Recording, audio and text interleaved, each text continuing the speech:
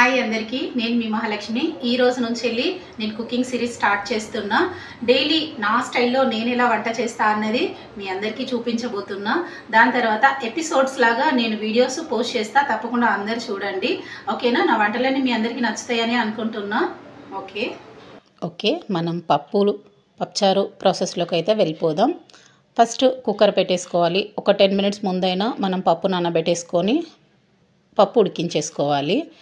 మనం ఇప్పుడు పప్పు ఉడికేంతలా టమాటాలు వెజిటేబుల్స్ అన్నీ కట్ చేసేసుకుందాం. నేను ఒక 5 తీసుకున్నా.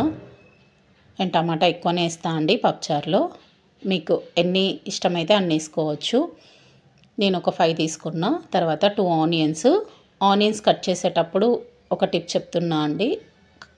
ఆనియన్స్ కట్ చేస్తుంటే ఐస్లో ఇంచి వాటర్ వస్తాయి కదా చాలామందికి. అలా రాకుండా ఉండాలి అంటే చాకుకి కొంచెం ఆయిల్ అప్లై చేసుకొని కట్ చేయండి. కళ్ళల్లో ఇంచి వాటర్ రావు. ఓకే, పప్పు ఉడికిపోయింది. పప్పు ఉడికిపోయిన తర్వాత మనం ఇప్పుడు పప్పుచారు ఏ గిన్నెలో చేస్తామో ఆ గిన్నెలోకి ట్రాన్స్ఫర్ చేసేసుకోండి. ఇది చింతపండు రసం కూడా పప్పుచారు ఉడికించిన పప్పు ఉడికించిన గిన్నెలో వేసుకోండి. ఎందుకంటే అదంతా అడుగుకు ఉంటుంది కదా, అదంతా కూడా వేస్ట్ అవ్వకుండా మొత్తం మిక్స్ చేసేసుకోండి. ఈ పప్పుచారు బౌల్లోనే అది ట్రాన్స్ఫర్ చేసేసుకోండి, ఆ వాటర్ కూడా. నెక్స్ట్ ప్రాసెస్ వచ్చేసి మనం ఇప్పుడు కట్ చేసుకున్న ఆలు ఉన్నాయి, నెక్స్ట్ టమాటా, నెక్స్ట్ ఆనియన్స్ మొత్తం వేసేసి ఈ పప్పులో ఇవన్నీ మిక్స్ అయిపోతే ఉడికితే చాలా టేస్టీగా ఉంటాయండి. ఇవి తినేటప్పుడు కూడా పప్పులో చాలా టేస్టీగా ఉంటాయి. మీరు వన్స్ ఇలా ట్రై చేయండి, మీకు కూడా టేస్ట్ అర్థమైపోతుంది. ఎవరైనా ట్రై చేయని వాళ్ళు ఉంటే చేయండి. నెక్స్ట్ కారం వేసుకోవాలి. మేము కొంచెం కారం ఎక్కువనే తింటాం, మీ రుచికి సరిపడా వేసుకోండి. నెక్స్ట్ వచ్చేసి పసుపు యాడ్ చేసుకోవాలి. నేను లైట్గానే యాడ్ చేసుకుంటున్నా. నెక్స్ట్ వచ్చేసి ఉప్పు యాడ్ చేసుకోవాలి. ఉప్పు కూడా నేను తక్కువనే వేసుకుంటున్నా, ఒకవేళ కలవకపోతే తర్వాత యాడ్ చేసుకోవచ్చు. నెక్స్ట్ వాటర్, నేను 2 గ్లాసెస్ వాటర్ వేసుకుంటున్నా అండి. మేము తిక్కుగానే తింటాం పప్పుచారు, పల్చగా ఇష్టపడరు ఇంట్లో. దాని తర్వాత మనం గ్యాస్ వెలిగించుకొని పొయ్యి మీద ఈ పప్పుచారు గిన్నె పెట్టేసేయాలి. ఒక 10 మినిట్స్ అలా మరిగించేసుకోండి. పప్పుచారు ఎంత మరిగితే అంత టేస్ట్ ఉంటుందండి. టేస్ట్ మాత్రం నెక్స్ట్ లెవెల్ ఉంటుంది. ఓకే, పప్పుచారు మరిగిపోయింది కదా, ఇప్పుడు మనం పోపు చేసేసుకుందాం.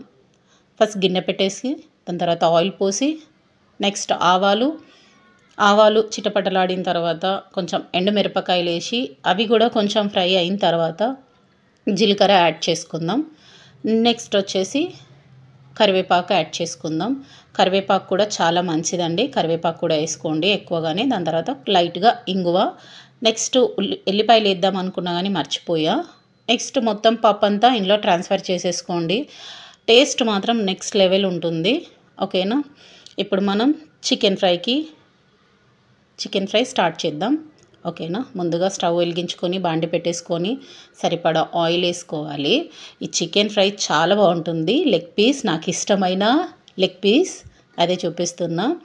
ఈ మసాలా ప్రాసెస్ వచ్చేసి ఇందులో ఉప్పు, కారం, చికెన్ మసాలా, ధనియా పౌడర్, మిరియాల పౌడర్ మొత్తం మిక్స్ వేసేసుకోవాలి. మిక్స్ వేసుకొని బాయిల్ అయిన చికెన్లో ఇది మొత్తం మిక్స్ చేసుకున్న తర్వాత ఒక 5-10 మినిట్స్ అలా ఫ్రై చేసుకోవాలి. దాని తర్వాత పచ్చి కరివేపాకు, చాలా టేస్ట్ ఉంటుంది.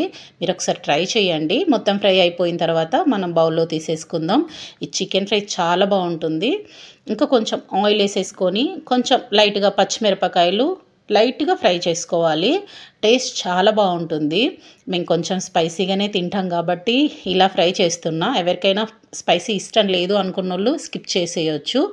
లైట్గా కరివేపాకు కూడా యాడ్ చేసుకోండి మళ్ళీ ఒకసారి, టేస్ట్ చాలా బాగుంటుంది. ఓకేనా? ఇప్పుడు మనం టేస్ట్ చేసే సమయం వచ్చేసింది.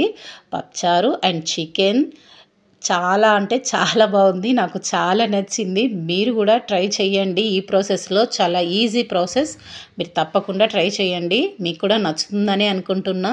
నచ్చితే సబ్స్క్రైబ్ చేసుకోండి, లైక్ చేసుకోండి. బాయ్.